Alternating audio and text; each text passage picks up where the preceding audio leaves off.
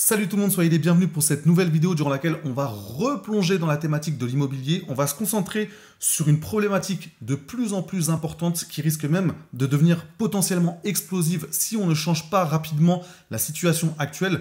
On va se concentrer sur tout ce qui touche au refus de prêts immobiliers. J'en parlais justement avec le directeur de la banque dans laquelle nous avons nos différents prêts immobiliers pour nos investissements locatifs. Je l'ai vu la semaine dernière, on a évoqué à un moment donné dans le rendez-vous cette thématique de prêts refusés et il m'a confirmé ce que je voyais depuis un certain temps, à savoir qu'on est véritablement sur une augmentation drastique du nombre de prêts refusés avec parfois des situations très compliquées de personnes qui normalement auraient dû obtenir facilement un prêt et qui se voient opposer un refus en raison de deux points principaux. En premier, tout ce qui touche aux normes du Haut Conseil de stabilité financière. J'avais fait pas mal de vidéos par le passé à ce sujet, je vous remets les liens, qui montraient à quel point ça devenait plus compliqué d'investir dans l'immobilier et également parfois d'acheter sa résidence principale, mais surtout, ça devenait compliqué d'investir dans l'immobilier. Et le deuxième point bloquant qui, pour le coup, concerne tout le monde, à la fois ceux qui souhaitent investir et également ceux qui souhaitent acheter leur résidence principale, c'est tout ce qui touche la notion de taux d'usure. Alors tout d'abord, à quoi correspond ce taux d'usure? Parce que c'est pas forcément la notion qu'on maîtrise le plus, c'est pas la notion qu'on a en premier dans la tête lorsqu'on s'intéresse à l'immobilier, même si là ça fait un certain temps qu'on commence à en parler de plus en plus parce qu'on est véritablement sur un point bloquant. C'est ce qu'on pourrait rapprocher du TAEG, du taux annuel effectif global maximal, au-delà duquel une banque ne peut prêter de l'argent. Donc c'est vraiment un plafond au-delà duquel ne peut pas aller une banque et qui explique pourquoi parfois elle est obligée de refuser un prêt immobilier alors que les personnes en face auraient vraiment la possibilité de supporter des mensualités de prêt immobilier. Et le rappel qui est important, c'est de dire que le TAEG prend en compte la totalité des frais occasionnés par la souscription d'un prêt, frais de dossier, frais de courtage, assurance, etc. Donc on n'est pas simplement sur le taux de crédit immobilier, on est sur une addition de ce taux de crédit avec également le taux de l'assurance obligatoire, les différents frais qu'on a par rapport à un prêt immobilier. Et c'est l'addition de ces différents frais qui explique pourquoi on dépasse parfois le taux d'usure et qu'on se retrouve à avoir un refus de prêt immobilier. Ce taux d'usure est calculé chaque trimestre et ça commence à poser de plus en plus de problèmes parce qu'en l'espace d'un trimestre, il peut se passer pas mal de choses, notamment en termes de hausse des taux de crédit immobilier. C'est calculé par la Banque de France, donc là on est directement sur leur site. On voit que le taux d'usure applicable au 1er juillet 2022, après, ça dépend du type de prêt, ça dépend de la durée. Si on prend par exemple ici un prêt à taux fixe d'une durée de 20 ans et plus, on est passé de 1,93 à 2,57. Donc certes, le taux d'usure a augmenté, sauf qu'entre-temps, on a vraiment eu une augmentation des taux de crédit immobilier. Donc mécaniquement, on se retrouve à avoir une tension de plus en plus importante sur cette capacité à obtenir un prêt immobilier. Et si vous avez eu l'occasion de regarder un petit peu ce qui se passe, on est vraiment sur des situations compliquées parce que si on regarde, bon ici je suis sur le site 20 minutes, mais on peut aller sur d'autres sites, on voit que quasiment la moitié des prêts sont refusés actuellement. On voit ici 45% des prêts sont refusés à cause du taux d'usure. Les professionnels s'inquiètent et c'est vraiment quelque chose qui est encore plus compliqué pour les personnes qui sont par exemple dans une certaine tranche d'âge. On voit ici que plus de la moitié de ces refus de prêts immobiliers concernent les 30-55 ans. De mémoire, je crois que c'est 51% des prêts qui sont refusés pour cette tranche d'âge. Donc là, on est vraiment sur une situation très très compliquée. On revoit ici que le taux est fixé à 2,57 pour les prêts de 20 ans et plus, c'est ce qu'on a vu juste avant. Et les banques ont interdiction de prêter au-delà. Donc c'est même pas, on ne souhaite pas ou on ne préfère pas prêter au-delà de ce taux-là, c'est que c'est simplement une interdiction. Donc ça devient de plus en plus compliqué pour les ménages d'obtenir un prêt immobilier.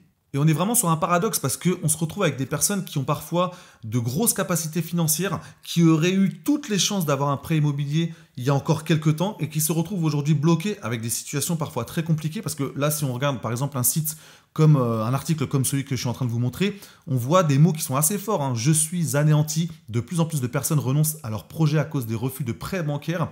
On voit ici, parce que j'ai lu ça tout à l'heure, c'était assez intéressant, on voit ici des gens parfois à partir de 30 ans, on ne peut plus les financer. Quand on dépasse 45 ans, compte tenu du coût de l'assurance qui est important selon un âge plus élevé, on se retrouve avec des taux d'usure qui sont dépassés.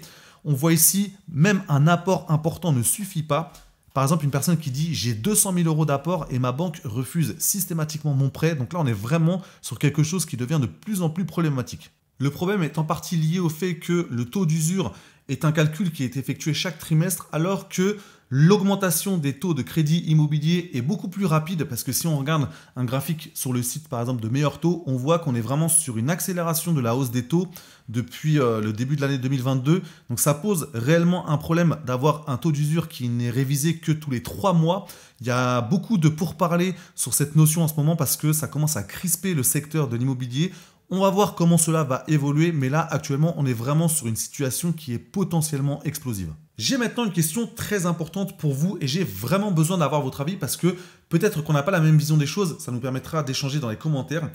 Qu'est-ce qui, selon vous, explique qu'on a en ce moment une explosion des prêts immobiliers? Pourquoi nous en arrivons à avoir des personnes qui ont les capacités financières de supporter un prêt immobilier et qui se voient refuser un prêt de par cette notion de taux d'usure? Donc, qu'est-ce qui se cache derrière ça? Il y a deux façons de voir les choses. Soit on se dit que c'est une bonne chose parce que ça évite justement à certains ménages de se retrouver dans des situations financières compliquées par la suite. Et une autre vision qui voudrait que finalement on nous empêche d'accéder aux prêts immobiliers, que ce soit pour acheter une résidence principale ou pour investir. Donc là, on est vraiment sur une autre vision. Donc, quel est votre ressenti par rapport à cette explosion des refus de prêts immobiliers? On ne va pas se le cacher, on est vraiment sur quelque chose qui, même en tant qu'investisseur immobilier, devient assez compliqué parce qu'on était vraiment sur un levier qui nous permettait d'augmenter notre patrimoine. Et là, on sent qu'on est vraiment dans des périodes un peu plus compliquées, que ce soit entre le HCSF et cette notion de taux d'usure. On voit que ça devient plus complexe. Alors après, il existe des solutions. Moi, je sais que je suis en train de constituer une SCI avec ma compagne. Ça fait déjà plus de 6 mois que j'avais ça en tête. J'ai laissé traîner, je me suis un petit peu endormi sur d'autres choses. Donc là, j'ai enfin pris contact avec mon notaire pour lui envoyer les documents, pour vraiment lancer la machine de création de SCI, pour ensuite voir comment on peut essayer de sortir un petit peu, notamment des normes du HCSF, parce que c'est aussi une discussion que j'ai eue avec le directeur de la banque la semaine dernière. On aura l'occasion d'en reparler.